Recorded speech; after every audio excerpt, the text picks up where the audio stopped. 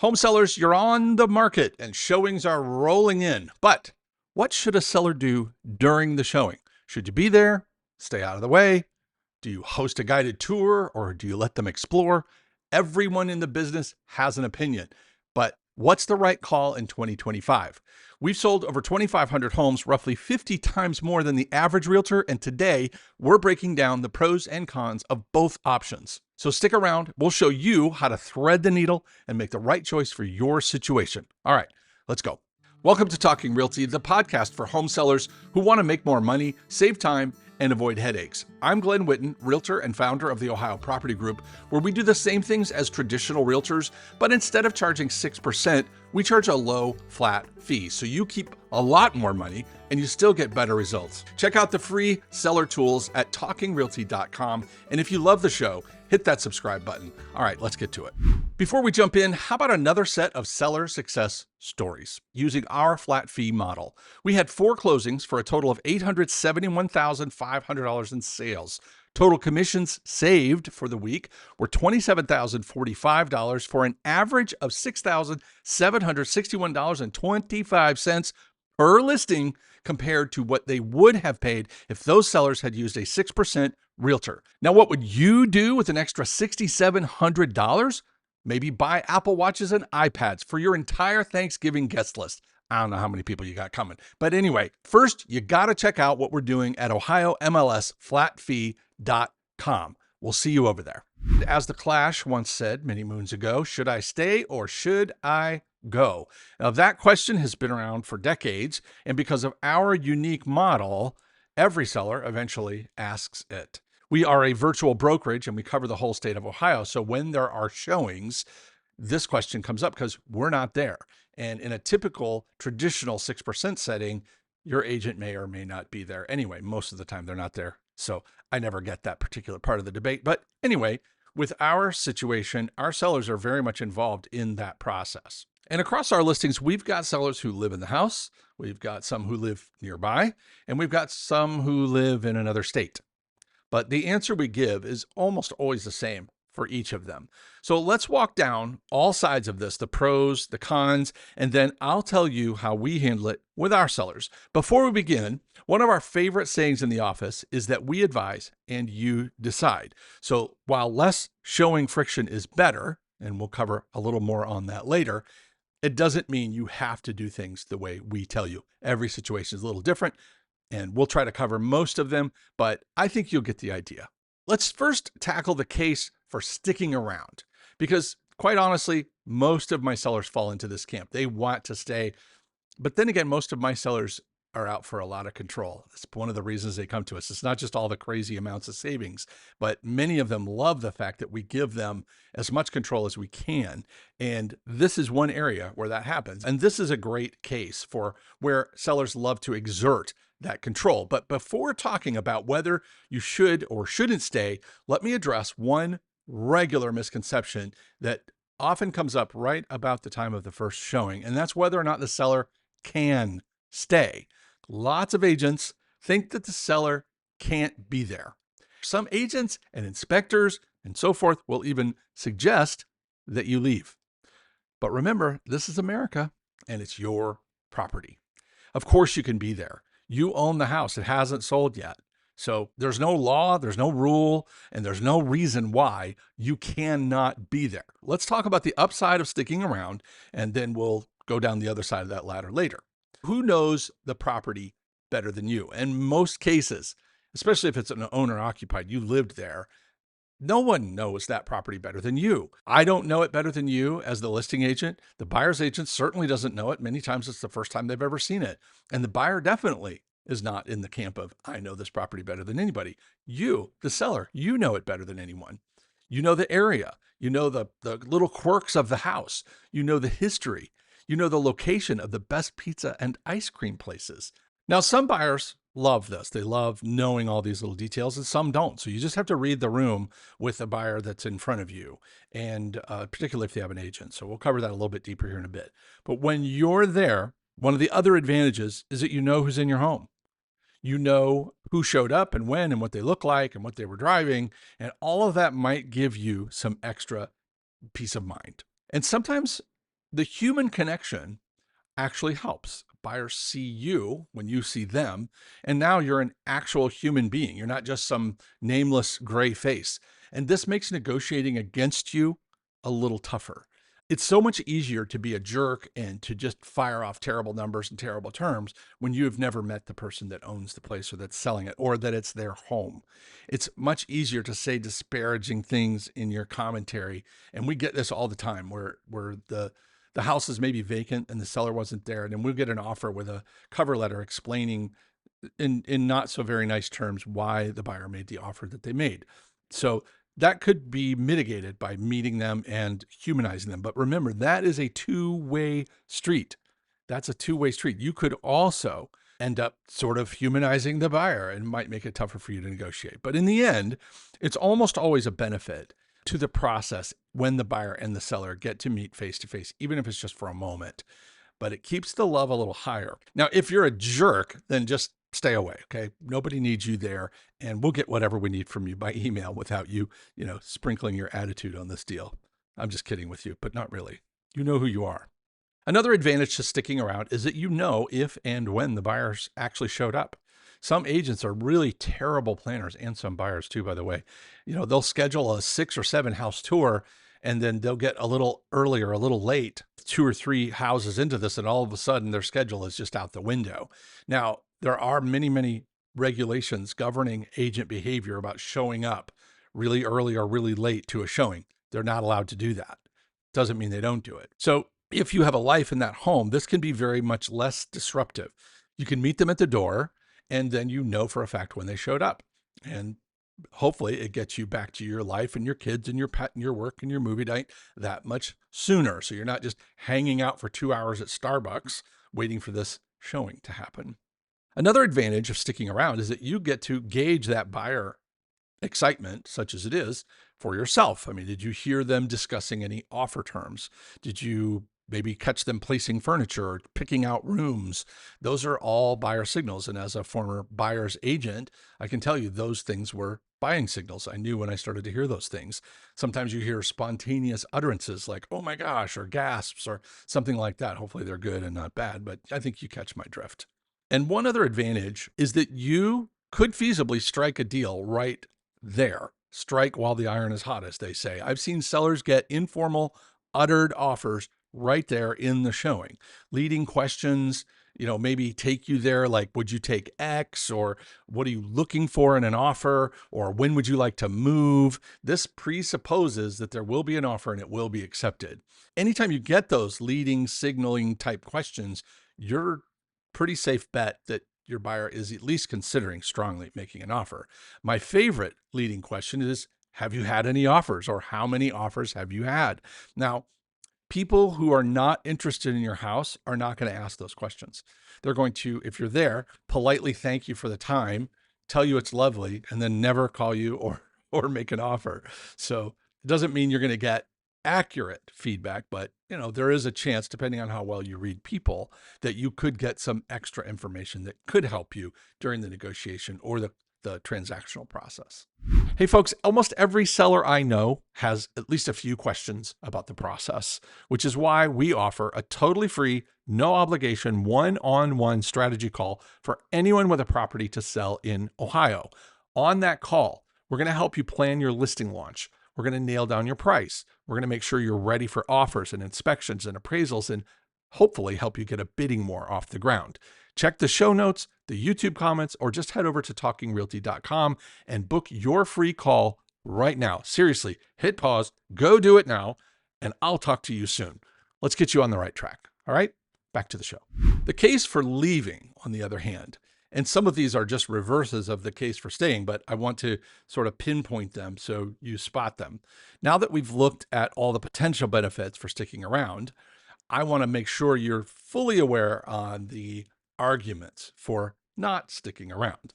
And probably the most obvious one is that, if we're really being honest, if you've ever been through this before, it's a little awkward, especially if you're living there and you're trying to sell. This whole, I got to leave my house, or I got to stay out of your way while you walk around my house. Now, no other situation in the world would strangers enter your home and you have to stay out of the way. I mean, most of the time you're kind of in charge of that process. Well, not so much in this case.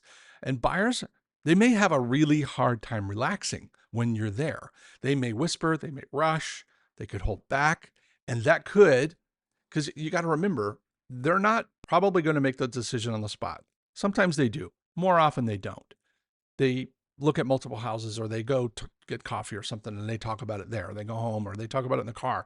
And you don't want their sort of gut emotional, hang on to that word for a second, emotional response to your house to be one of tension, awkwardness, weirdness. I don't want buyers associating that discomfort with the property, which makes it much harder for them to picture themselves living there. They need to feel like this is their home. They need to imagine. Buyers have to imagine themselves living in that space. And that's really hard to do when you or your family are hanging out, living your lives in their future home.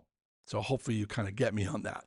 Buyers, speaking of emotion, buy on emotion. They may back all that up with logic. And this is not just true of homes, but it is especially true of the place you call home. What's Maslow's hierarchy? Food, shelter, and clothing. All right, shelter, number 2. We have to eat and we have to have a roof over our heads.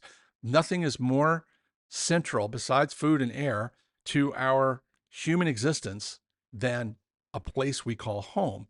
So you don't want to disrupt that sort of lizard brain activity that's going on. And if you're there, there's an automatic interruption. So I need them to walk in. I need them to see this place not as your home, but as maybe their home. Another situation we see from time to time is, even if you're being friendly and you're kind of being out of the way, buyers may read your mere presence as desperation.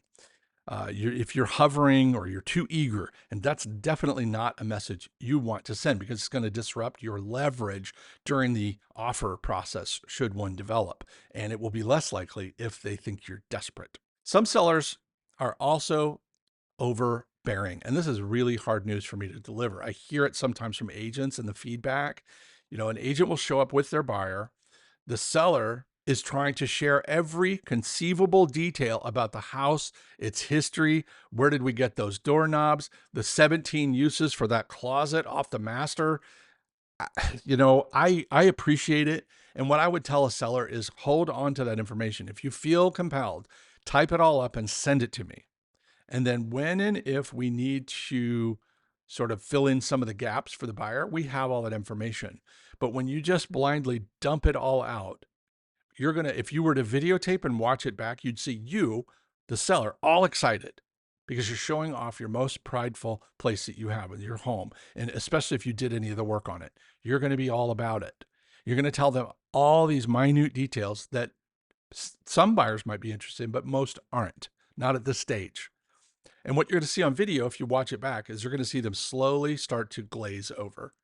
All right. They just want this to end. Well, that's part of that association with your house. You just don't want people, buyers that is, associating that set of feelings with your property. You need them to be excited. We need that emotion to be very high so they do irrational things. Truth number 3, emotions are expensive. Well, no different here. We once had a seller, this wasn't that long ago, he would only schedule 60 to 90-minute tours because it took him so long to explain everything to every buyer that came through, with or without an agent. Buyers were physically exhausted by the time they finished, and surprise, surprise, we got tons of showings, no offers. Talk about showing friction. I mean, showing friction usually refers to how difficult is it to set up a showing? How do you make them wait 3 days? Do you have a tiny little window and all this other stuff? That's usually what showing friction is. In this case, this would just be another version of showing friction where you've made it very difficult for them to enjoy the showing.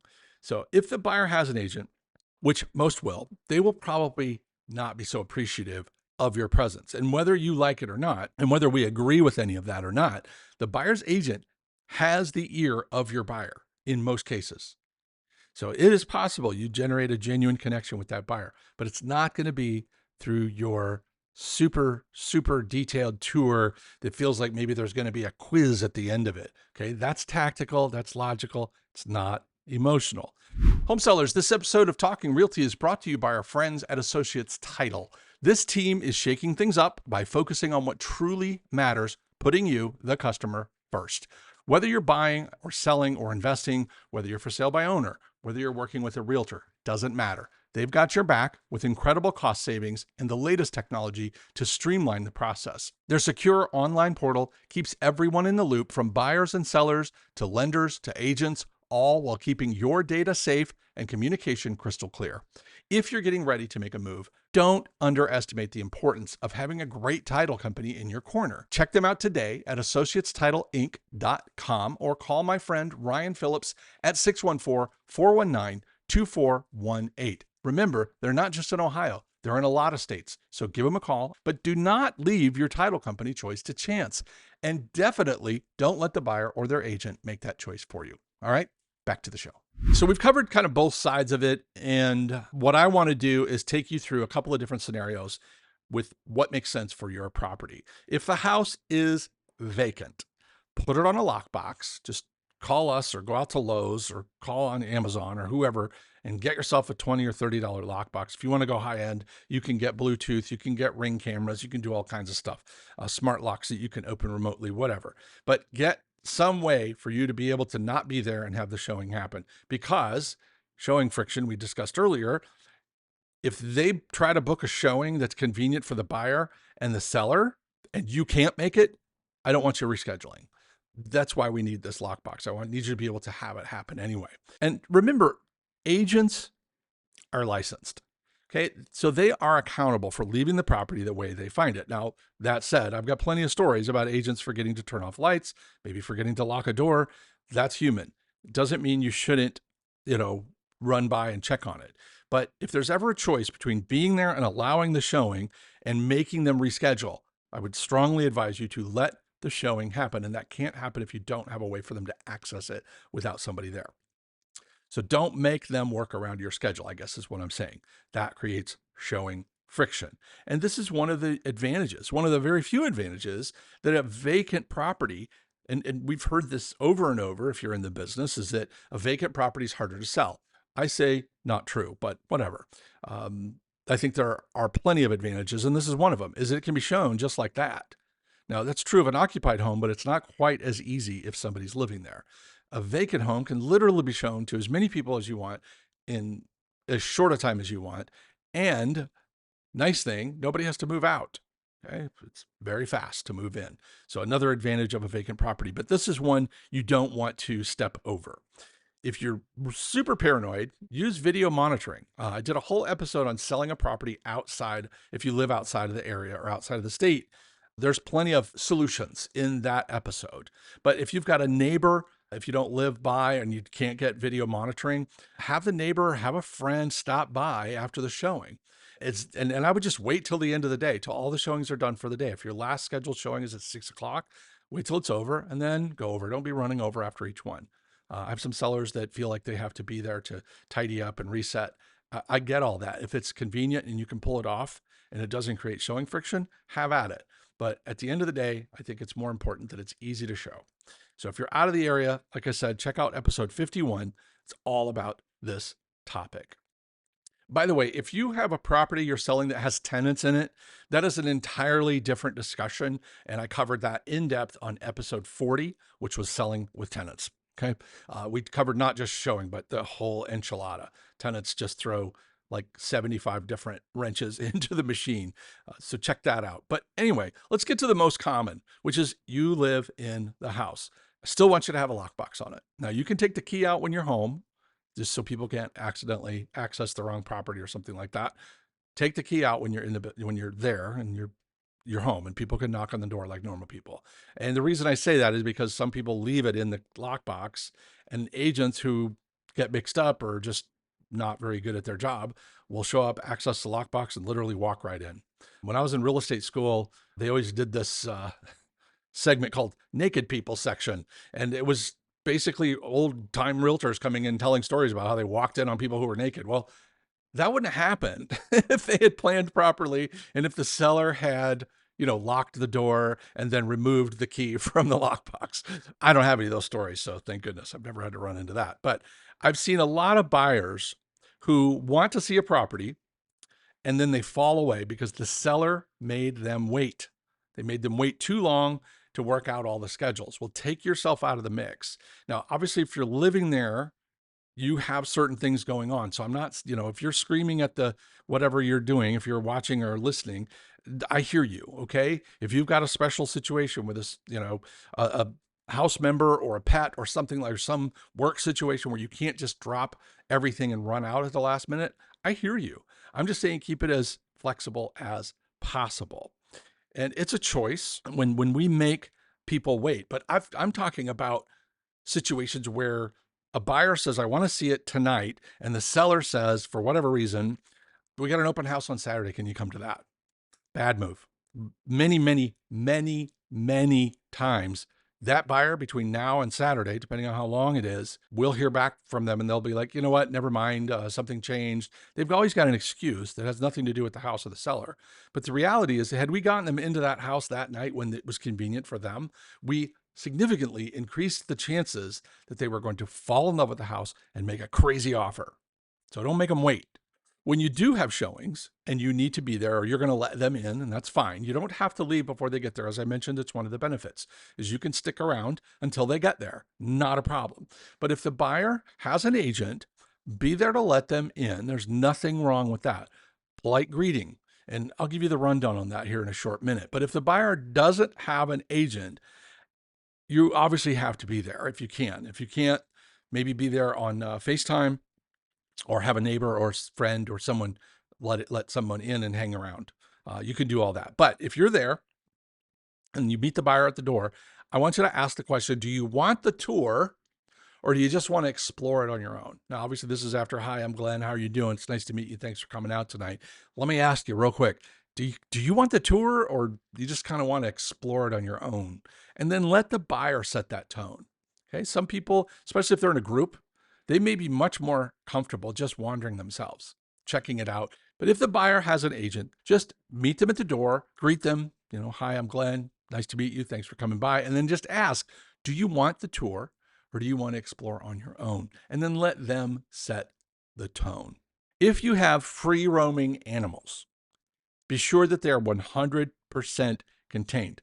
I once got run out of a house by a cat who would never hurt anyone except Glen, apparently. We were in the house, may or may not have been a good match. We never got past the front door. The cat leapt out of nowhere and got as big as a house right in front of us and made this noise I've never heard a cat make before and was not letting up. I tried the whole, hey, I love cats. I love animals. I was like, whoa, no. This cat wasn't having it. So we left and they didn't buy that house. And when I gave the feedback, what I heard from the sellers was, oh, he would never hurt anyone.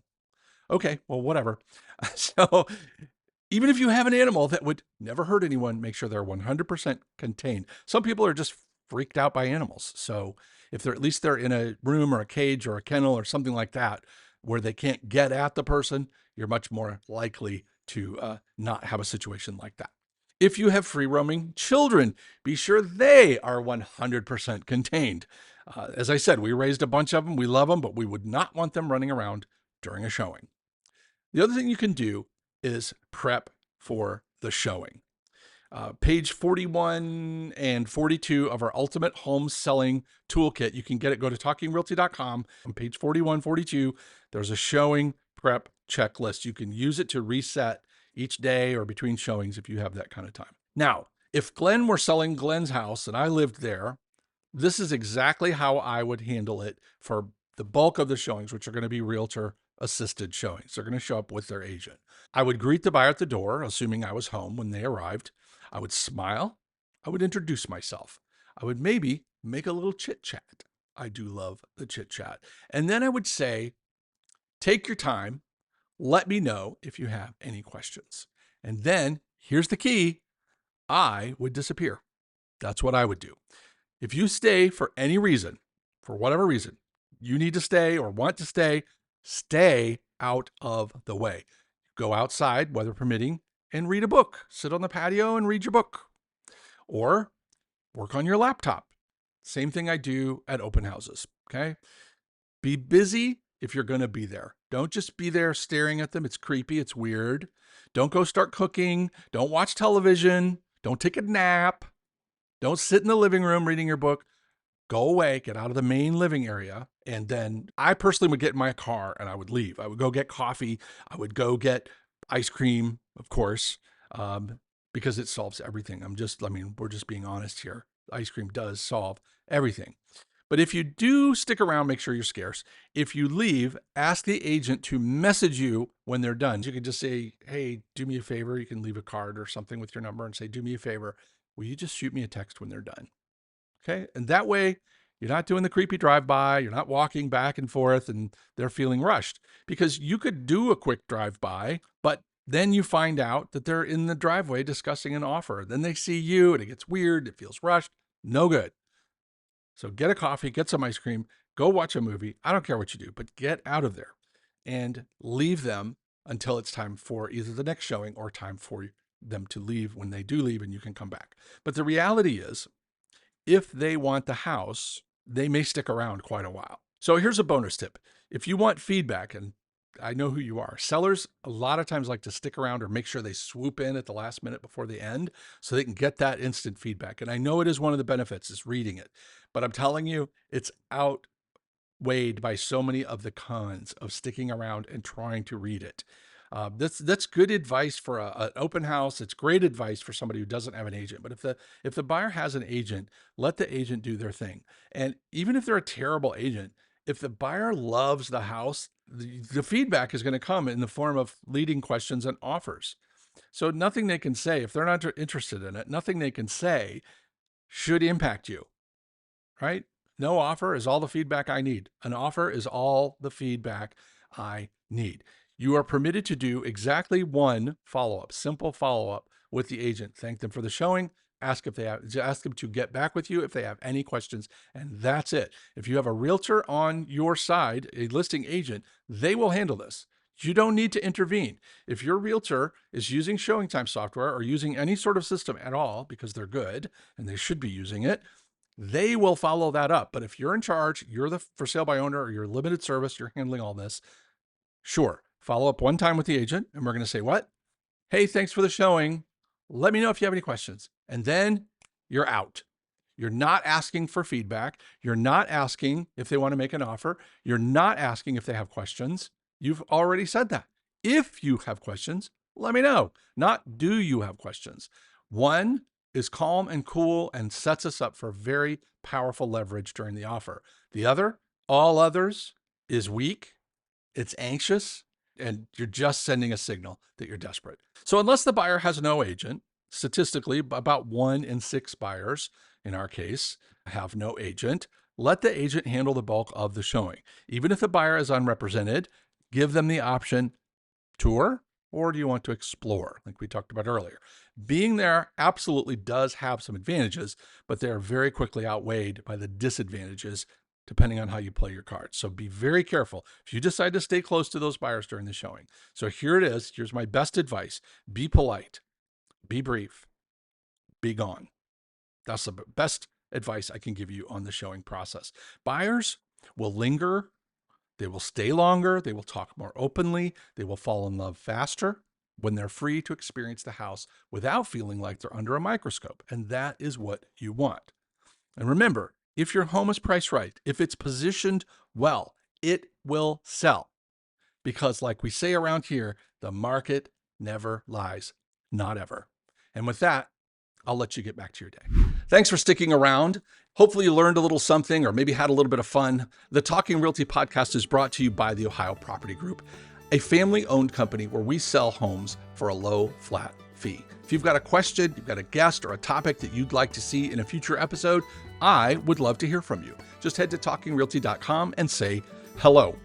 Until next time, keep making smart moves in your real estate journey. For the Ohio Property Group, this is Glen signing off. And remember, you can sell it. We can help.